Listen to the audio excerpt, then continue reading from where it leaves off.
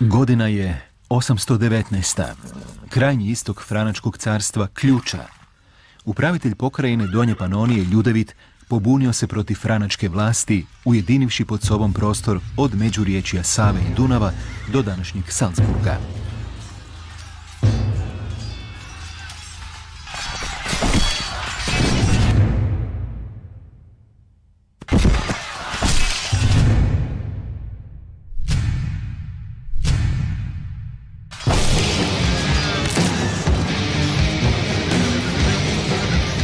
Franci podižu vojske, šaljući ih na pobunjenoga kneza, ali njihove akcije imaju malo učinka. Borna, franački saveznik i dalmatinski knez, krenuo je prema sjeveru, na Ljudevita, a negdje na graničnom prostoru njihovih kneževina dočekala ga je vojska panonskog kneza.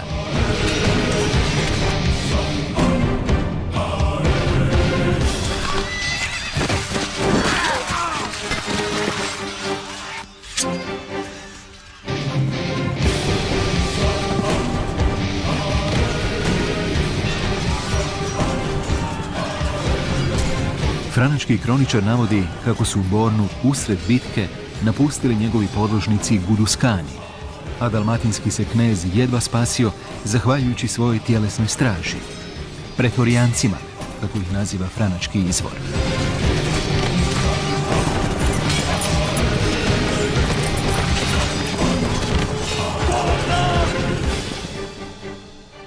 Spomen na bitku pokraj rijeke Kupe, prvu poznatu nam bitku hrvatske povijesti, sačuvao se zahvaljujući piscu anala Franačkog carstva. Započela je pisana povijest Hrvata.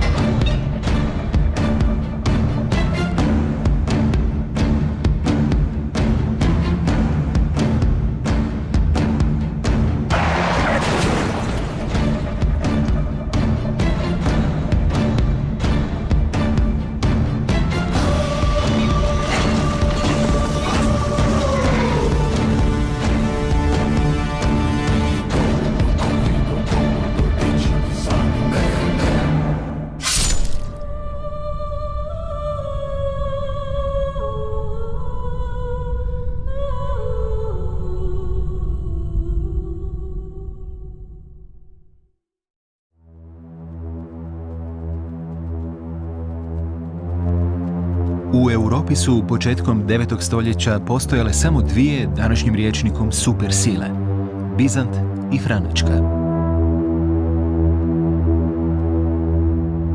Bizant, istočno carstvo, smatrao se izravnim nasljednikom Rimskog carstva, a car u Konstantinopolu ponašao se kao glavar svih kršćana.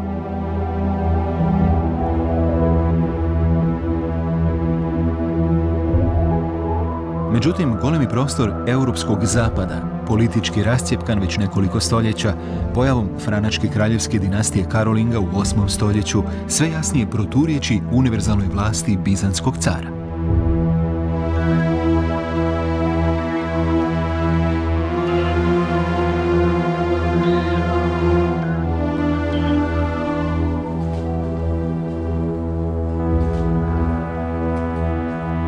Sukob istoka i zapada bio je na vrhuncu carskom krunidbom Franka Karla Velikog 800. godine u Rimu.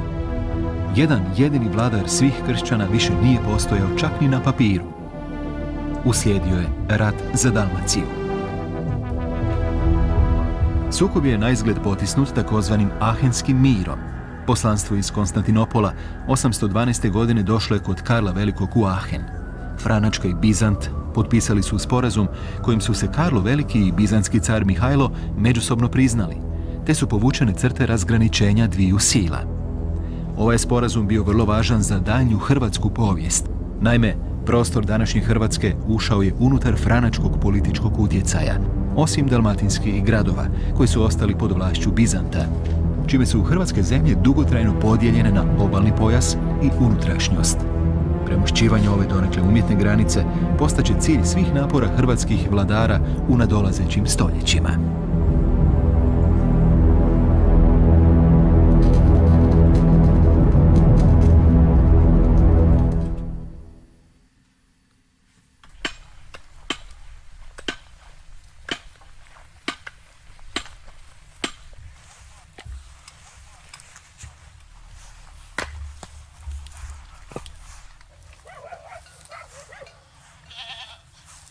Franci su ovladali zapadnim dijelom nekadašnje rimske provincije Dalmacije. Njihov sustav vlasti temeljio se na vojno ustrojenim teritorijalnim jedinicama, grofovijama i markgrofovijama. Na čelu grofovije obično se nalazio vojni poglavar, dux. Tu latinsku riječ na hrvatski jezik obično prevodimo riječju knez.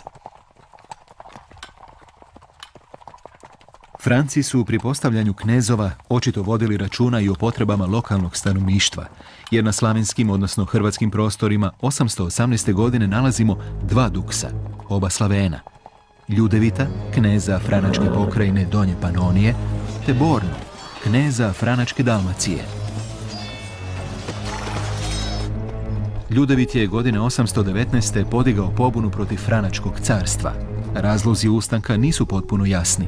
Po svemu sudeći, okidač pobune bio je loš odnos furlanskog markgrofa Kadolaha prema Ljudevitu, koji mu je bio potčinjen.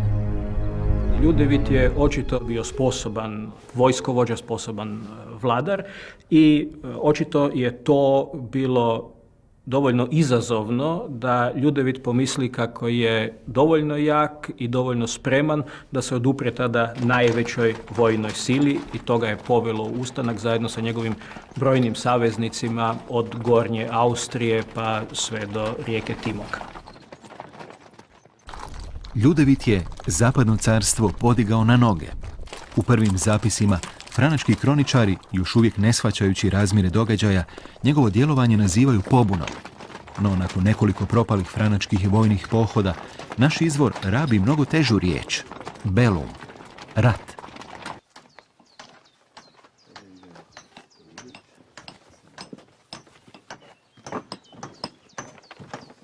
O dosezima Ljudevitova pothvata svjedoči činjenica da je protufranački nastrojen venecijanski crkveni poglavar, gradeški patrijarh Fortunat, pomagao Ljudevitu.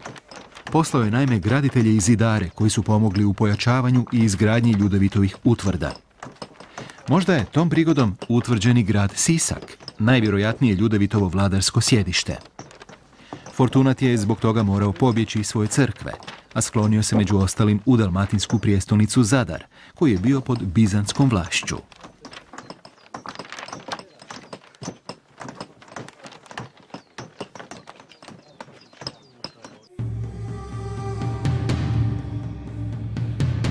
Da nije bilo Ljudevitova ustanka, ne bismo znali gotovo ništa o počecima Hrvatske države.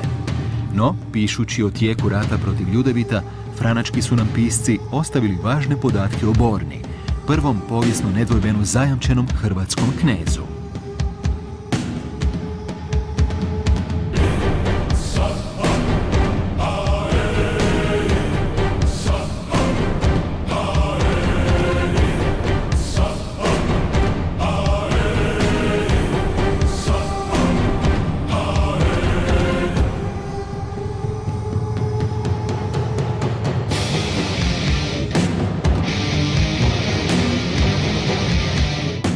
Borna isprva nosi naziv samo kneza Guduskana. Pojam Guduskani dosad se je poistovjećivao s Gačanima, stanovnicima sjeverne Like, no možda je riječ o krivom prijevodu latinskog pojma. Vjerojatno se ovdje radi zapravo o stanovnicima uz riječicu Guduću, dakle u blizini Bribira, u samom središnjem dijelu Zadarskog zaleđa, koji će i kasnije u izvorima biti poznat pod imenom Vhrvatih, dakle upravo je to bila ona jezgra kasnije Hrvatske države.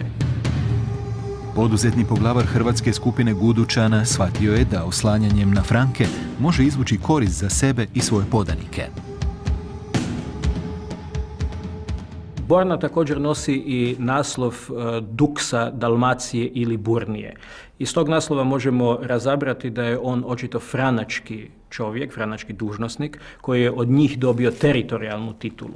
Dakle, on s jedne strane legitimira svoju vlast kao vođa jedne skupine stanovništva u tom središnjem dijelu Hrvatske, s druge strane kao franački upravitelj jednog velikog teritorija.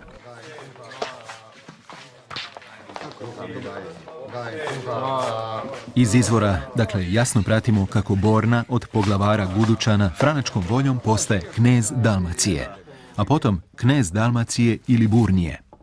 Bornina iznimna teritorijalna i politička ekspanzija očito je bila uvjetovana njegovim ponašanjem u ratu protiv Ljudevita. Borna je također značajan jer se suprotstavio Ljudevitu u vrijeme Ljudevitovog ustanka, za što ga je tradicionalna historiografija tretirala kao nekakvoga izdajnika. Naravno, mi danas više ne možemo na to gledati na taj način.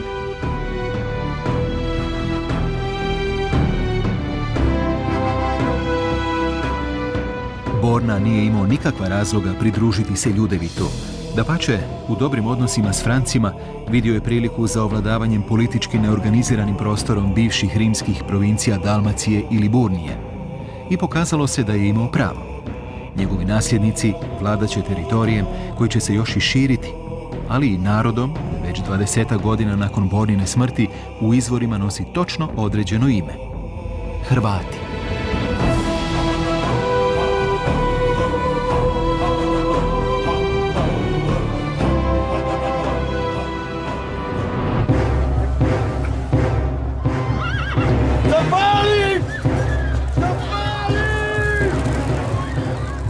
Nakon pobjede na Kupi, Ljudevit je upao na Bornino područje, pustošeći njegove zemlje.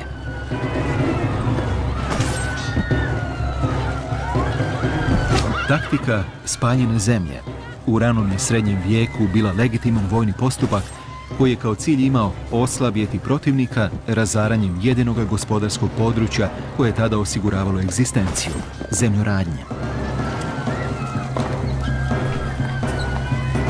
Rano srednjovjekovni vladar, osim toga, svoju je vojnu snagu crpio iz zemlje. Njegovi vojnici samo su neznatnim dijelom bili profesionalci, poput spomenutih Borninih pretorijanaca. Većina vojne snage jednog rano srednjovjekovnog kneza regrutirala se iz redova seljaka. Spaljivanjem sela i uništavanjem usjeva znatno se smanjivala moć ratovanja.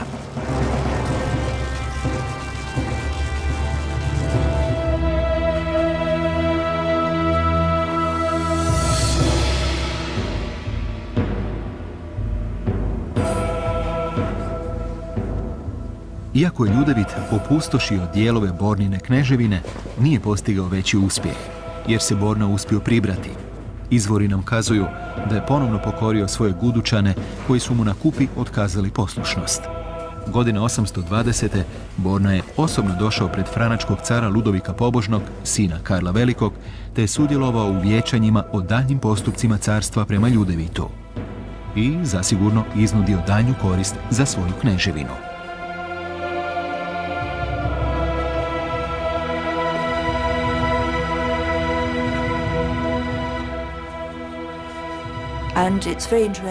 Zanimljivo je vidjeti koliko su vladari Dalmacije pregovarali s franačkim vladarima. Ne baš kao da su im potpuno ravnopravni, ali niti kao potpuno podređeni. Ima vrlo zanimljivih indikacija da su dolazili pod svojim uvjetima i pregovarali o stvarima koje bi im pomogle. Godine 822. Franci su nakon nekoliko neuspjelih pohoda ipak uspjeli slomiti Ljudevita. Panonski je knez napustio Sisak te je prebjegao Srbima, najvjerojatnije u današnju sjeveroistočnu Bosnu. Ondje je svrgnuo i ubio srpskoga kneza. Potom se je sklonio u Hrvatsku kod Ljudemisla, Bornina rođaka. Zašto je Ljudevit potražio utočište na prostoru svog neprijatelja, ostaje nejasno. S jedne strane, vjerojatno i nije imao previše izbora, budući su Franci ponovno uspostavili kontrolu nad većinom pobunjenih područja, a nije isključeno i da ga je Ljudemisl u dogovoru s Francima namamio.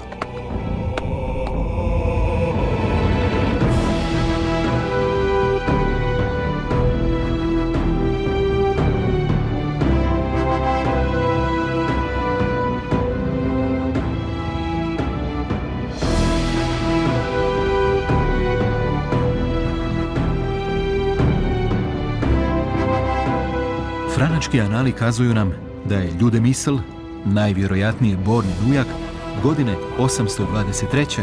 dao pogubiti Ljudevita.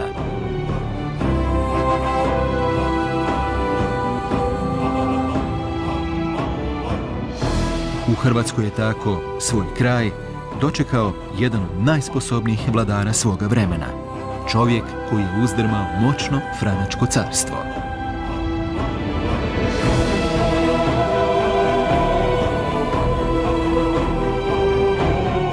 Ljudevit je iznimno važan za najraniju hrvatsku povijest, jer on vlada Donjom Panonijom, prostorom koji će uskoro postati dijelom ranosrednjovjekovnog hrvatskog kraljevstva.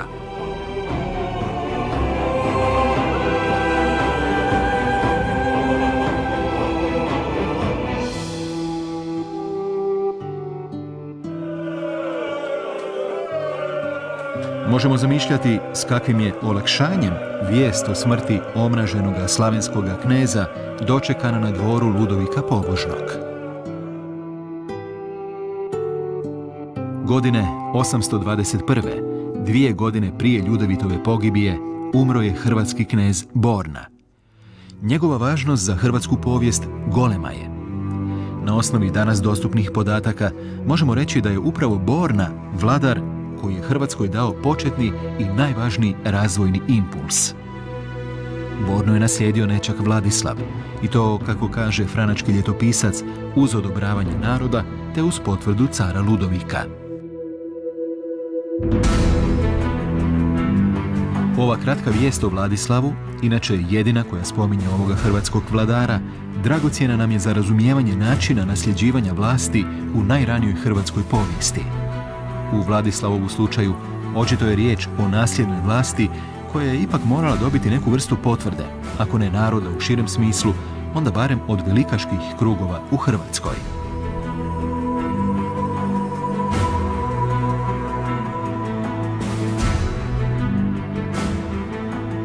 Na kraju priče o Ljudevitu i Borni možemo izvući vrlo važne zaključke za najraniju hrvatsku povijest. Dakle, u razdoblju ranog 9. stoljeća čini se da su vladari hrvatskih regija i sjevera i juga željeli osigurati da njihovi odnosi s Francima budu dovoljno miroljubivi i da bi možda mogli ili nuditi pomoć Francima ili da bi Franci njima pomagali u političkim težnjama. Posljedice Ljudevitova rata manje su se osjetile na njegovu matičnom prostoru. Donju su u Panoniju naime već 828. pokorili Bugari, a više na području njegova protivnika Borne. Bornina suradnja s Francima nepovratno je uvukla Hrvatsku u karolniške, zapadnoeuropske tijekove. Jedna od najzgodnijih metafora kojima bi se mogla opisati situacija 9. stoljeća je zapravo ona koja kaže da je franačka vlast bila jedna vrst inkubatora koja je omogućila sazrijevanje vlasti hrvatskog vladara. Dotad samostalna plemena, koja su se tek prigodno okupljala u veće saveze, upravo u Bornino vrijeme dobivaju prve oblike čvršće središnje vlasti. Dakle, od poglavara jedne ratničke zajednice, sa vrlo uskim područjem njegovog autoriteta, pod vrhovništvom franačkih vladara, knez Hrvata se zapravo pretvorio u vladara jednog određenog teritorija. To je ono što je omogućilo franačko vrhovništvo.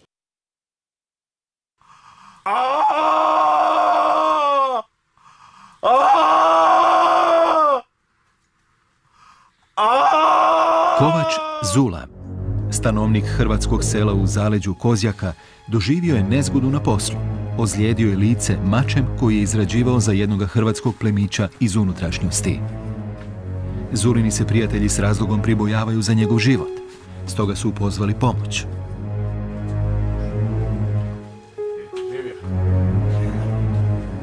Nije teško pretpostaviti da tipično srednjovjekovno selo u Hrvatskoj, a i posvuda u tadašnjoj Europi, nije imalo liječničku službu. U gradovima poput susjednih Splita i Trogira u 11. stoljeću vjerojatno postojao poneki liječnik, no na selu su obično najveći medicinski autoriteti bili svećenici, travari ili kojekakvi vračevi i iscijelitelji. Ulogu liječnika preuzeo je travar Tvrdan, Zulin bratić po majci. Vjerojatnost da ovakva ozljeda završi smrću vrlo je velika. Medicina u 11. stoljeću, na primjer, još uvijek smatra kako rane ne treba dezinficirati, već ih pustiti da se zagnoje. Srećom, Tvrdan i njegov mlađi brat Radovan, koji mu pomaže, nemaju nikakvih formalnih znanja o medicini, već se oslanjaju na vlastito iskustvo, što će spasiti Zulin život. Tvrdan je dobro oprao ranu vodom i pod zavoj stavio domaće dalmatinskim suncem opržene trave. Dezinfekcija je uspješno izvršena. Rana se neće zagnojiti. Tvrdan, priučeni liječnik, obavio je uspješnu operaciju. Zula je imao sreće, jer su slični zahvati u srednjem vijeku uglavnom završavali smrću pacijenta.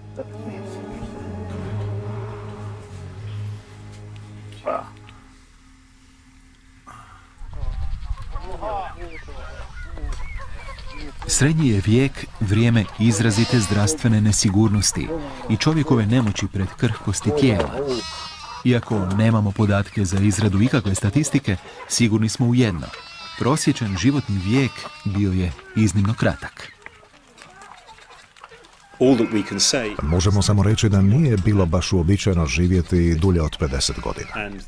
Te da dokaz iz groblja govore kako nije bilo osobito uobičajeno živjeti dulje od 40 godina. Koliko možemo reći, kraljevi aristokrati živjeli su mnogo dulje.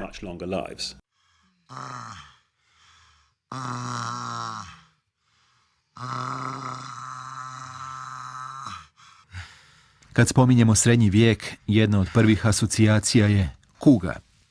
Glasovita je velika epidemija iz 14. stoljeća, najveća u nizu zaraza koje su prije i poslije nje pogađale srednjovjekovno stanovništvo. Iako iznimno neugodna, ružna i tada neizlječiva bolest, kuga nije bila glavni uzrok smrtnosti. Najraširenija i najubojitija među bolestima bila je zasigurno tuberkuloza, koja se katkad u izvorima krije iza pojma langvor, nemoć. No, langvor vrlo često označava cijeli niz različitih bolesti, što nam onemogućava ikakve sigurnije spoznaje o stvarnim uzrocima umiranja srednjovjekovnog čovjeka. Neka istraživanja upućuju na to da je jedna od najraširenijih smrtonosnih bolesti bio ergotizam, u kasnim izvorima nazivan vatrom Svetog Antuna. Tu je bolest izazivala ražena snijet, odnosno bolest žitarica, osnovne namirnice srednjovjekovlja.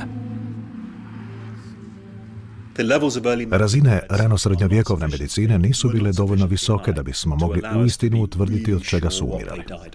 Dakle, većina odgovora na to pitanje moraju ostati vrlo hipotetička na ovom stupnju.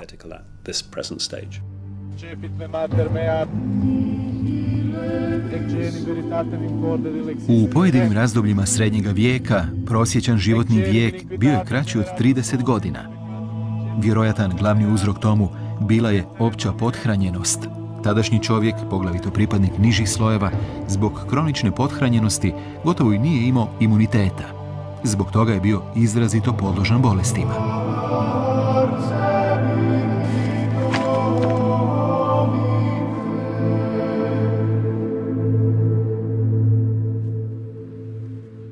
Miserere mihi domine. Bog s vami. Jedan od krivaca za kratak životni vijek bila je vrlo niska svijest o važnosti higijene. Briga o tijelu gotovo nije ni postojala.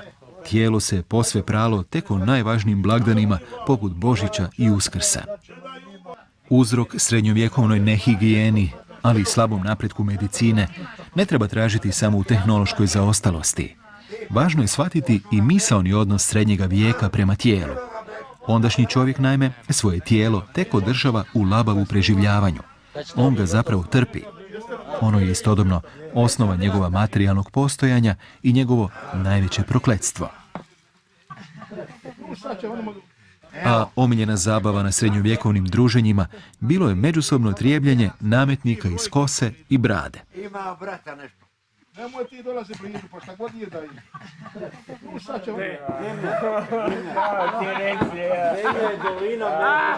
Lošoj higijenskoj slici srednjega vijeka donekle je pridonosio i običaj skupnoga življenja. Kućni život zbivao se uglavnom u jednoj prostoriji.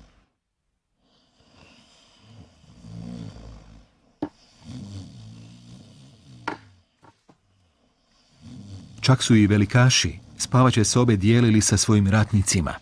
Prizor kneza Borne u masovnoj spavaonici zasigurno nije daleko od povijesne istine.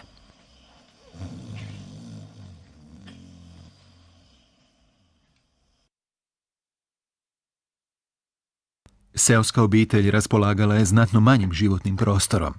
U tijesnim nastambama živjelo se na samo nekoliko četvornih metara. U jedinoj prostoriji u kojoj se rađalo i umiralo, ondašnji čovjek radio je sve uz nazočnost cijele obitelji.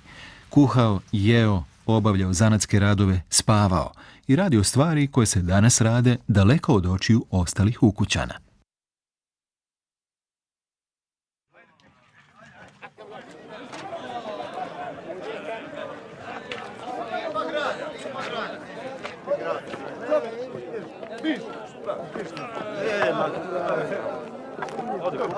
No, rasadnici nehigijene i raznih epidemija bili su gradovi. Urbani prostori naseljeni većim brojem ljudi, skučeni i zagušljivi, uglavnom su nepodnošljivo zaudarali.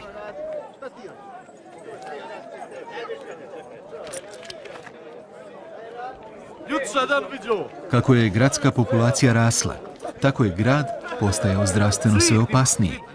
U kasnim razdobljima srednjega vijeka, primjerice u 14. stoljeću, slavni pjesnik Petrarka objavio je selidbu iz grada kako bi si, kako je sam rekao, produljio život.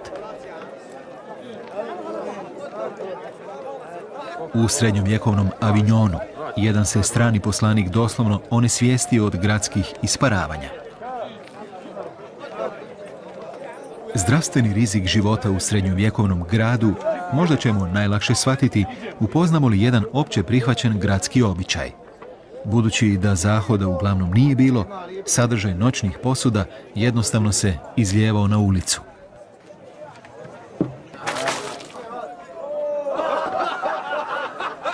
Stoga je seljak bez iskustva života u gradu, poput Radovana, jednoga od naših 7 Hrvata koji su upravo u posjetu obližnjem Splitu, mogao na neugodan način upoznati čari urbanog života.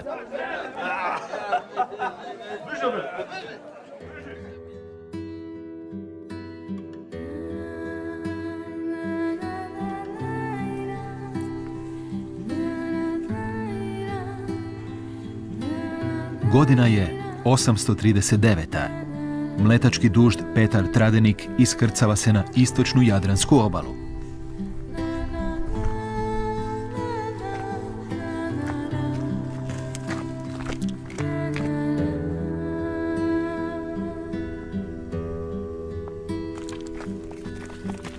Slavenski gusari, poglavito poganski Neretljani, već dulje vrijeme ometaju plovidbu mletačkih brodova po istočnoj Jadranskoj obali.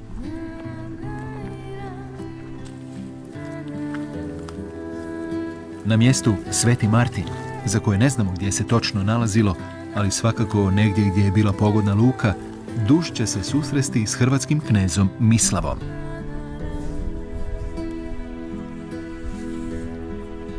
Rezultat susreta Mislava i Petra Tradenika bio je prvi nam poznati mir sklopljen između Mlečana i hrvatskog vladara.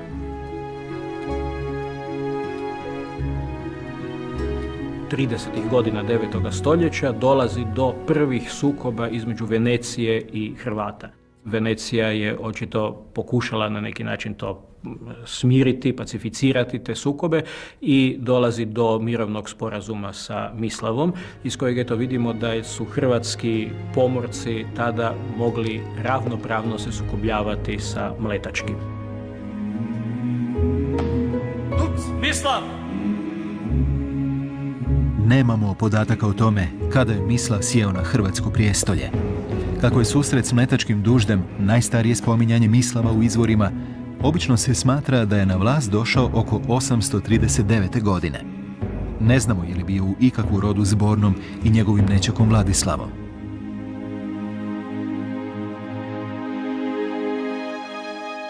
Događaji na moru novost su u odnosu na Bornino razdoblje. Po svemu sudeći, Hrvati su u Mislavovo vrijeme raspolagali znatnom flotom i vojnom silom. Ostaci starohrvatskih brodova, sačuvani u Ninskom arheološkom muzeju, pokazuju da su se Hrvati koristili uglavnom manjim brodovima duljine do 10 metara, s jedrom i veslima, izrazito hidrodinamične izrade trupa. Imajući u vidu tadašnju tehnologiju i strogo određenu namjenu brodova, može se reći kako je starohrvatska brodogradnja bila besprijekorna. Hrvatski su brodovi bili sposobni za iznimno brze manevre. Već i prvi pogled na ninske muzejske primjerke otkriva kako nije riječ o brodovima za transport, već o brzim plovilima, odnosno presretačima. To je u skladu s malobrojnim vijestima iz izvora koji hrvatske pomorce prve polovice 9. stoljeća uvijek opisuju kao gusare. Gusarenje je u srednjem vijeku, uostalom kao i prije i poslije toga, bio način osiguravanja egzistencije. Ljudi su gusarili ne zato jer su naročito zli, nego zato jer nisu imali drugoga načina kako osigurati prihode.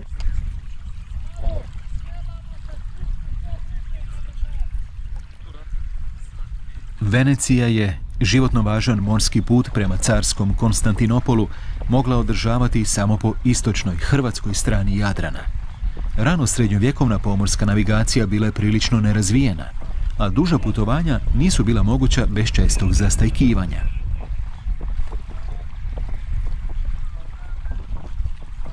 Bezbrojni hrvatski otoci i uvale bili su stoga jedina moguća veza Venecije s istočnim Sredozemljem, jer je talijanska obala, ravna, nezaštićena i bez otoka, za tadašnje pomorce bila gotovo neupotrebljiva. Hrvatski knez Mislav očito je dobro znao iskoristiti tu Ahilovu petu Venecije.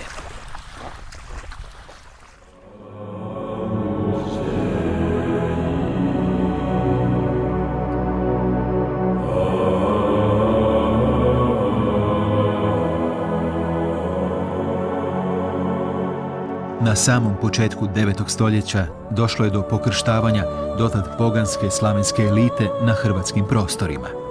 O tom procesu svjedoči Višeslavova krstionica, monumentalan krsni zdenac koji je očito bio namijenjen pokrštavanju uranjanjem odrasle osobe, što je obilježje najranijih faza kristijanizacije.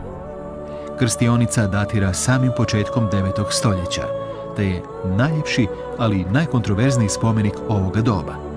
Naime, ne postoje sigurni dokazi o tome tko je bio Višeslav i kojim je prostorima vladao. No, o krstionici će opširnije biti riječi u posljednjem nastavku ove serije.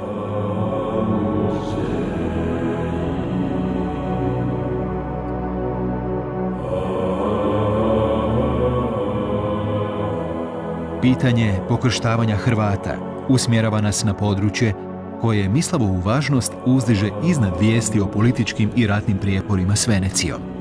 Mislav je, prema svemu sudeći, odigrao možda i presudnu ulogu u pokrštavanju Hrvatske. On je vjerojatno prvi mecena crkve u hrvatskoj povijesti.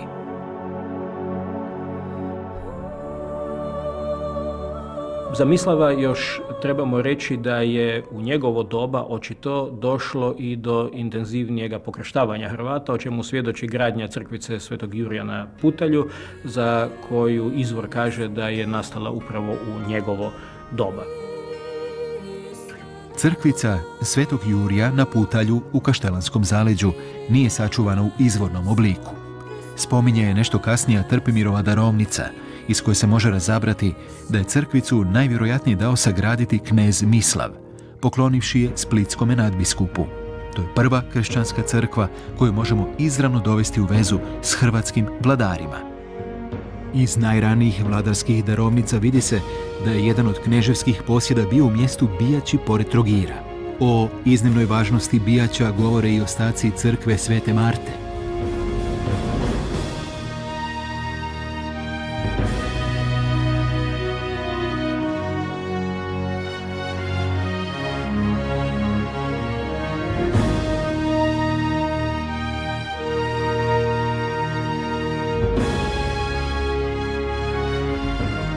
Hrvatski vladari su, vjerojatno u prvoj polovici 9. stoljeća, obnovili tamošnju ranokršćansku crkvu te je posvetili Svetoj Marti.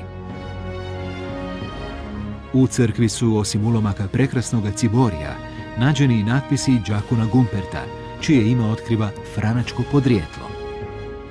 To je izuzetno važno, jer nam to pokazuje kako je zapravo taj prvi misionarski sloj arhitekture funkcionirao. Grade ljudi koji su došli izvana, iz Akviletskog kruga, poput famoznoga Gumpertusa, koji je đakon, pa potom prezbiter u toj crkvi Svete Marte i koji se dao zapisati, još što je tašt bio, da barem jedno 4-5 puta se dao zapisati u samoj crkvi.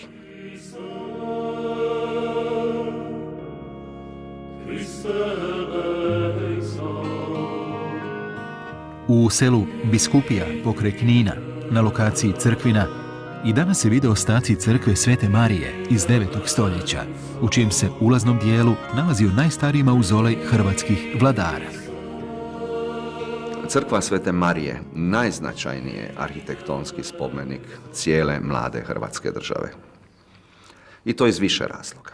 U prvom redu nastaje uz mauzolej hrvatskih dostojanstvenika, potom vladara. Nastaje na ključnom mjestu hrvatskog kršćanstva. To je i fizički najveća crkva koja nema svojih paralela na hrvatskom prostoru, već ih treba tražiti na prostorima Istre i sjeverne Italije.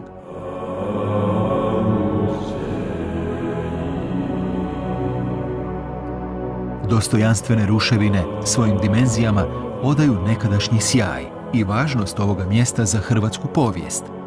Po svemu sudeći, ovdje je, duboko u zaleđu Jadranskog mora, bilo najranije središte hrvatske kneževine.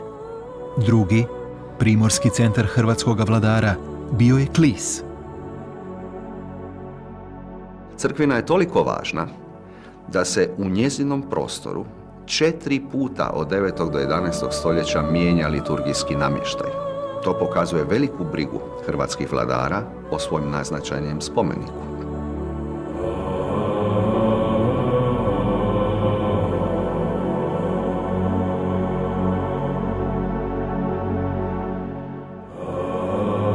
U grobovima unutar mauzoleja na Crkvini, te neposredno pokraj njega, uz posmrtne ostatke, nađeni su karolinški franački mačevi, vrlo lijepe pojasne garniture, te skupocjene pozlačene ostruge, odnosno konjaničke mamuze.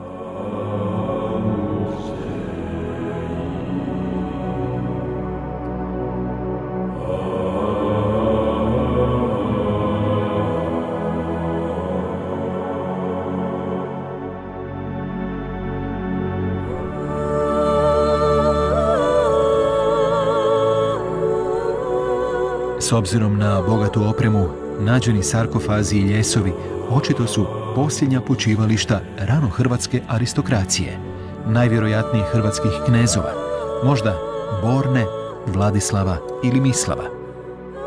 Ukopavanje sa ratničkom opremom trebalo bi u načelu biti u suprotnosti sa pravilima kršćanstva. Ali s druge strane, pazite, mi smo u prvoj ili drugoj generaciji. Ljudi se sjećaju svojih djedova, svoje tradicije i neće se oni svoje tradicije odreći samo zato što su sad postali kršćani.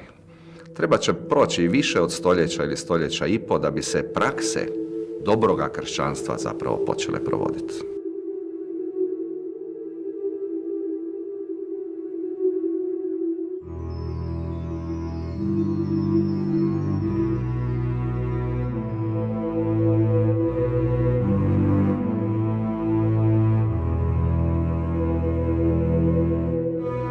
Prostor rano srednjovjekovne hrvatske kneževine jednoj od najbogatijih nalazišta karolinške ratne opreme u Europi.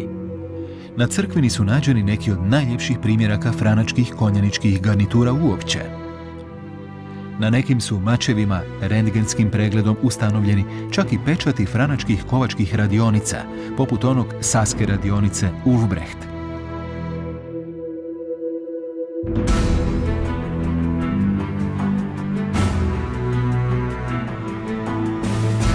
Hrvatska elita prve polovice 9. stoljeća svoje prestiž i moć iskazivala među ostalim korištenjem luksuznih mačeva, koje su izradili ponajbolji franački majstori.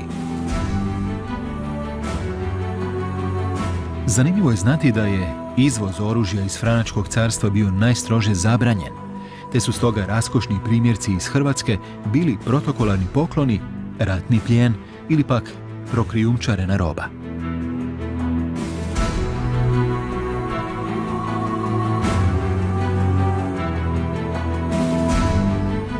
Godinu Mislavove smrti ne znamo. Umro je vjerojatno poslije 840. godine. Izvori su veoma škrti u opisu vladavine ovoga, prema svemu sudeći, iznimno važnoga hrvatskog kneza. No, njegovo je vrijeme zapravo priprema za prvi znatan uzlet mlade hrvatske države koji će uskoro uslijediti. Dolazi vrijeme Trpimira, jednoga od najvećih vladara u hrvatskoj srednjovjekovnoj povijesti.